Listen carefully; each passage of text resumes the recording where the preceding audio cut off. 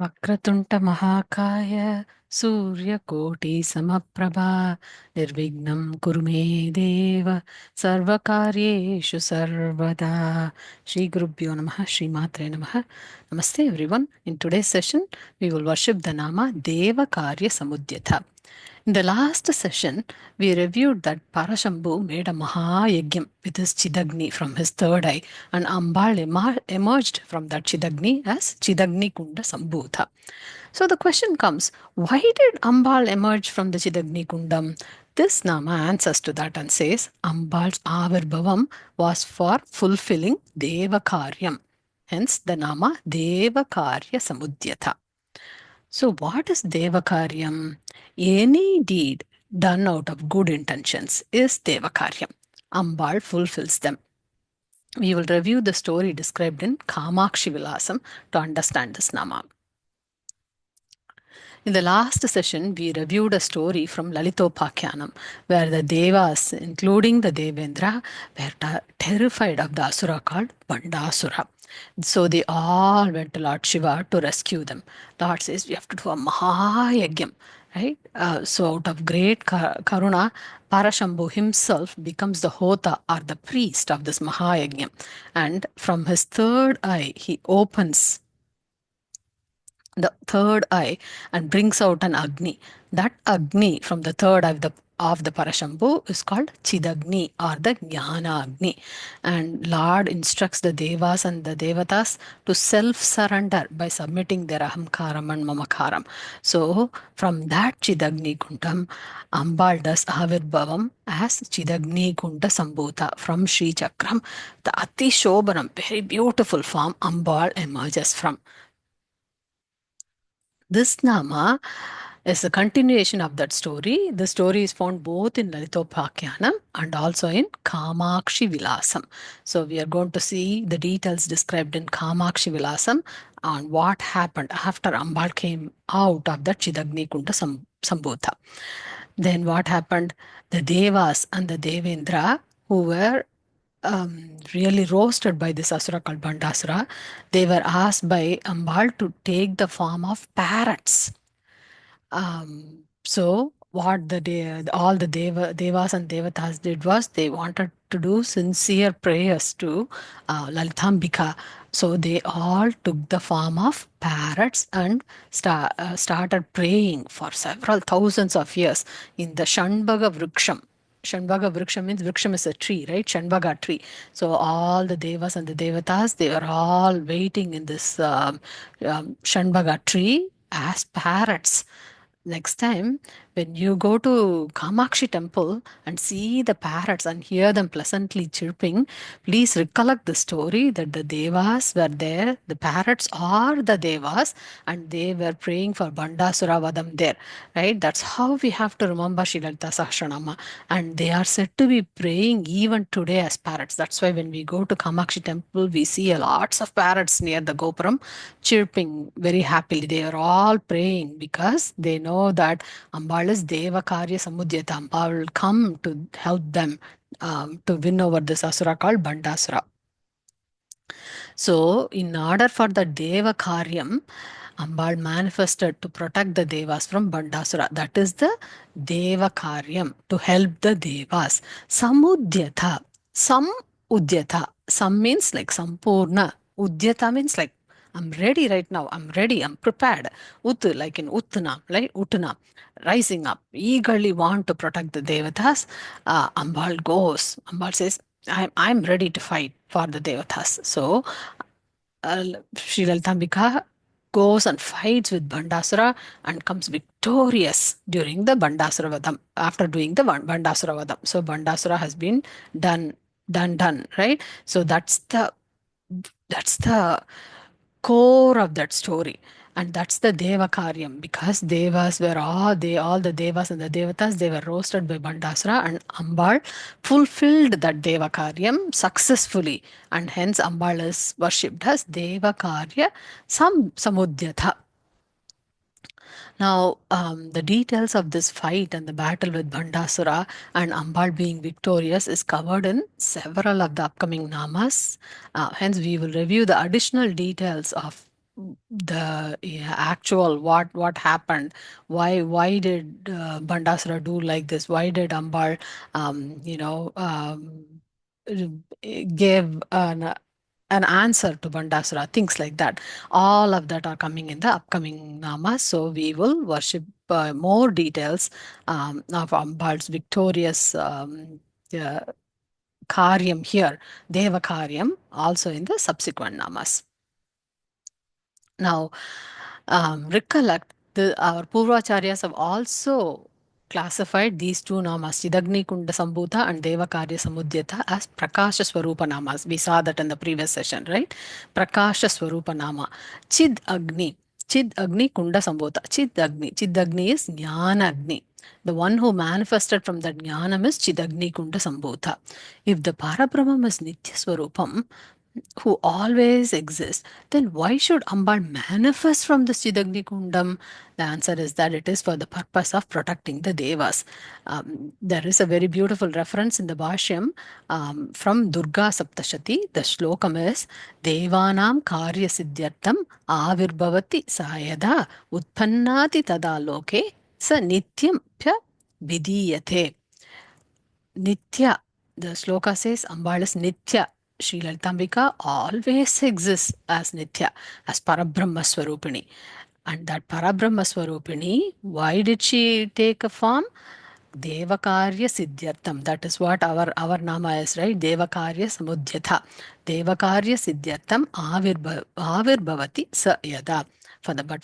Even though she is Nitya, for the purposes of winning over asuras like Bandasura, like Mahishasura, thereby fulfilling Deva Karyam, Ambal does Avirbhavam as Deva Karya Samudyata. So any deed done out of good intentions is Deva Karyam, and Ambal will eagerly fulfill them. Only those with good intentions can go near Sri Lalitambika. This is one of the fundamental principles of Sri Vidya. So there are several avarnams. From the outermost avarnam, we have to progress and spiritually make progress, right? That spiritual progress comes only when we have good intentions. We can go further, closer and closer to reach the Bindu where Shiva Shakti Aikyam happens in the Bindu. And to darshan Lalitambika, that is possible only with good intention. So that is a fundamental principle here that is also echoed, that it is very important that Deva Karyam is good intention. So this Nama kind of emphasizes that. That is why the term Deva is also equated to our Indriyams. Everything that we do with our Indriyams, within ourselves, those are itself called as Deva, Devata. Every act that we do, like with our hands, our eyes, our legs, etc., must be done with good deeds. Jagadamba Prityartham, right? That is how we should think, and we should do things. When we do our best with our Indriyams, that is the Devas, like speaking good words, thinking good for others, helping in those in needs with our hands and legs. Ambal will come running as Samudyata to fulfill our Deva Karyam, because Deva Karyam does not only mean those who are Devas, right, in the Swargaloka, but it also means that they are the Indriyams that operates within our own self. So doing things with good intention, the fundamental principle of Sri Vidya, is being emphasized here. Since this Nama completes the first shloka entirely, we will also do a quick recap of this shloka one by reviewing how Mukha Shankarendra Saraswati Swamigal, the Acharya of Sri Kanchi Kamakoti Peetam, enjoyed each one of these namas in Mukha Panchashati. Like if you remember in the intro sessions, we talked about Mukha Panchashati. Mukha Panchashati is not just an attempt to compose 500 shlokas. Acharya was born without the ability to speak or hear. He could not speak one word. He could not hear anything. That's why Acharya is called Mukha, and the scripture itself took that name. Mukha means one who is unable to speak, right? That's what Mukha means. The scripture itself is called Mokha Panchashati. The one Acharya was called Mokha because he could not speak. But what happened? The divine grace of Kanchi Kamakshi Ambal fell on him. She bestowed her grace on Acharya, and instantly, in that instant, Acharya composed this devotional hymn called Mokha Panchashati. Pancha means five, Shatam means 100. So, 500 shlokas. Such is the greatness of the shloka that we are going to use as Pramanam to recap this first shloka. Every aksharam in this shloka is considered to be so devotional because it is directly sung with the grace of Kanchi Kamakshi Ammal. The Mukha Panchashati is one of the most divine granthams there is. So let's recap using the slokas in Mokha Panchashati as a pramanam to go through this shloka. So let's review sloka 1 first. Shloka 1 is recited as Shri Mata Shri Maharagni Shri Mat Simhasaneshwari Chidagni Kunda Sambhuta Deva Karya Samudyata. So we saw each of these five namas. In this, the first three namas that start with Shri, Shri Mata, Shri Maharagi, and Srimat Simhasaneshwari, this is one bunch, if you think of one group. And then these two namas, Chidagni Kunda Sambhuta and Deva Karya Samudyata, are Prakasha Swarupa Nama, so they are another bunch. So within the same shloka, there are two bunches. So let's look at the first bunch, Sri Mata, Sri Maharagi, and Srimat Simhasaneshwari. This describes the Parabrahmam as the divine mother in charge of creation, maintenance, and layam of all the beings in the universe. That's the high level recap, right? So let's see how Mukha Acharya and Mokha Panchashati describes these three divine functions, cosmic functions of the Jagadamba.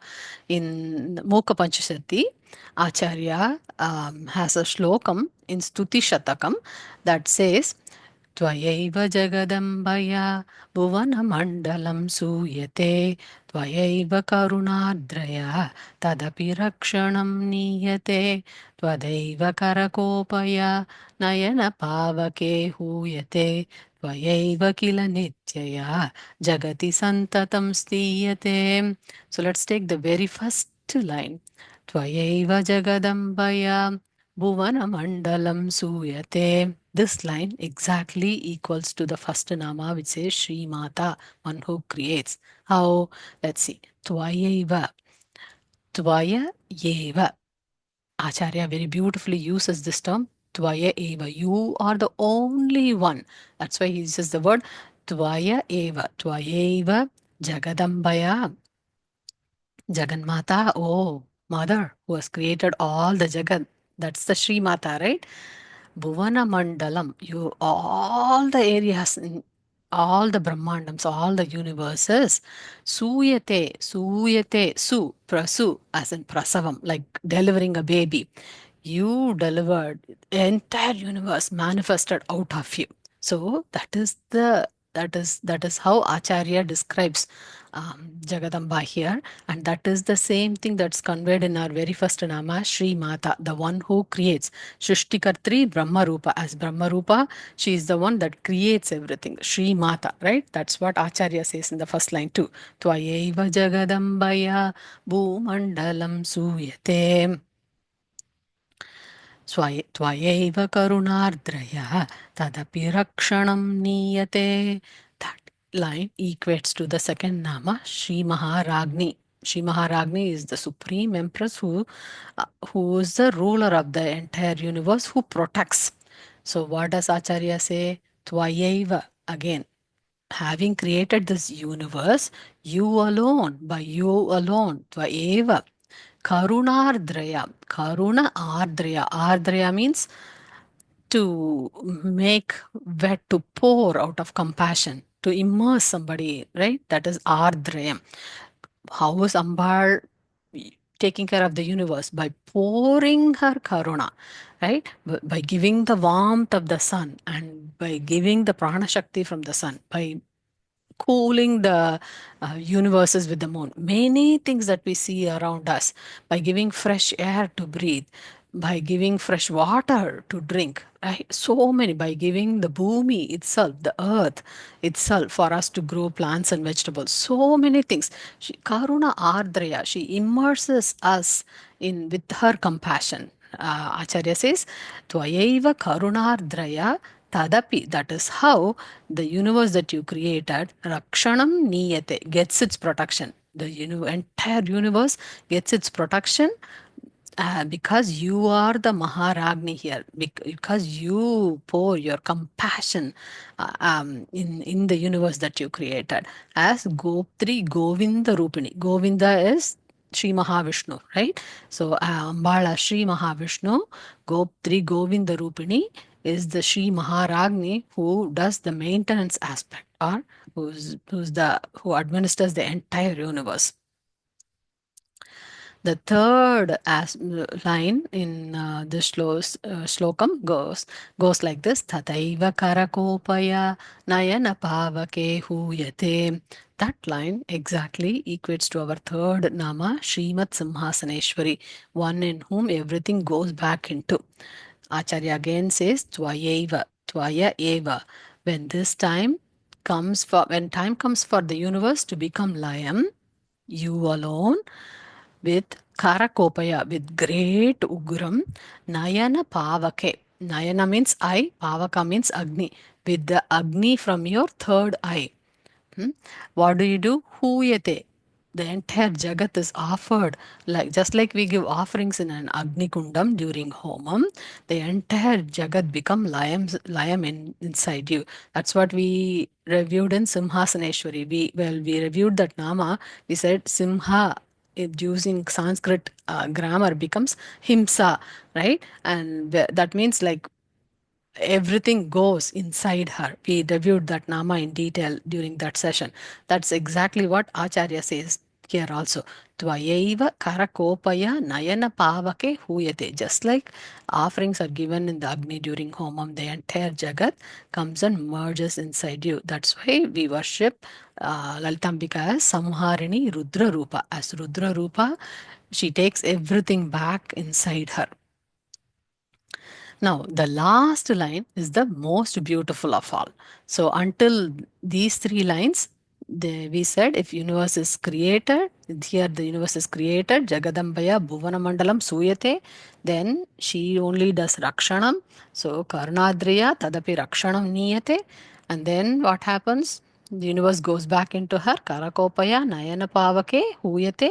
We said that everything, Tvayaiva, Tvayaiva, Tvayaiva, everything happened. Now, if the universe is being created, maintained, and destroyed, then it constantly keeps changing state. So, what is the thing that is always there, that's always constant? Acharya says that only constant is you, Tvayaiva. Again, in the fourth line, he says, Tvayaiva, you alone, Divine Mother, you alone. Tvayaiva Akila Nityaya. You are the Nitya. You are the one that's always Nirandaram. Jagati Santatam. Very beautiful word. Santatam always exists in the Jagat. Stiyate, firmly established. You are the only one that's firmly established, doesn't change. You remain constant. That's the same principle described in these three namas also. We have Sri Mata, the one that becomes the one who creates, Sri Maharagni, one who maintains, Srimat Simhasneshwari, one who takes everything into her. Even though these are three different functions, what is Nityam, what is constant in this? The Shri is constant in that. The Shri is Nityam. Ambala Shri remains auspiciously always in the every places that we know and we do not know, right? So the Shri is the Nityam in there. She is the one that becomes Shri Mata. She is the one that rules as Shri Maharagni. She is the one that sits in the throne as Srimat Simhasaneshwari. That's why Shri is Nityam. Shri, this also has Shri, this also has Shri, this also has Shri, even though the functions are different. So Shri is Nityam. That's why we have the name Nitya Shri. We say Nitya Shri as names, right? This is the origin of that. That's the first three namas. Now let's recap how Acharya describes the other two namas, Chidagni Kunda Sambhuta and Deva Karya Samudyata. It describes how the Parabrahman, which is generally unmanifest, chose to manifest as Chid, as a Jnana Swarupam. In Mukha Panchashati, Arya Shatakam, the very first shloka, Acharya says one very beautiful word called Chidrupa. So let's look at that shloka. Karanapara Chidrupa Kanchi Purasimni Kamapita Gatha Kachana Viharati Karuna Kashmirastabaka Komalangalata. So Chidagni, where we have Chidagni Kunda Sambhuta. That Chid means consciousness. What do we know of the consciousness? That's the supreme form, so it has no form. Right? Consciousness is the supreme, it has no form.